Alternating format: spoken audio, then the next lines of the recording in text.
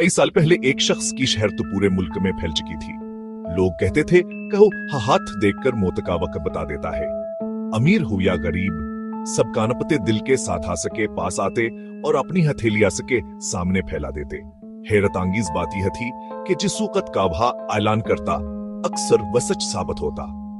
जब आसकी खबर सुल्तानत तक पहुंची तो दरबार में चहमगोइयां शुरू हो गईं। सुल्तान बहादुर और अक्लमंद हुक्मरान था, मगर दिल के किसी कोने में हल्का सा खौफ जागा। उसने हुक्म दिया, कहा संजू मिको फौरन महल में पेश किया जाए। अगले दिन नंजू में दरबार में हाजिर हुआ। उसके चेहरे पर ना खौफ था ना घबराहट, जैसे वो सब कुछ जानता हो। सुल्तान ने संजीदगी से पूछा, क्या तो वाकई हाथ देखकर मौत का वक्त बता सकता है? नजूमी ने सर्ज का कहा, हुजूर मैं वही कहता हूँ जो मुझे नजर आता है। सुल्तान ने अपना हाथ आगे बढ़ा दिया। दरबार में सन्नाटा छा गया। नजूमी ने कुछ हल में है सुल्तान की हथेली को गौर से देखा, फिर उसका चेहरा संजीदा हो गया।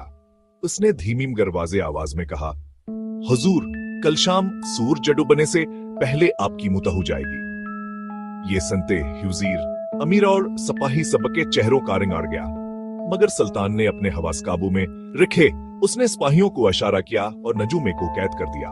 फिर सुल्तान ने तलवार निकालिया और कैदखाने में जाकर नजूमी से पूछा, अब बता तेरी मौत कब होगी? नजूमी ने कांपती आवाज में कहा, हुजूर मैं तो अभी कई साल जिंदा रहूंगा।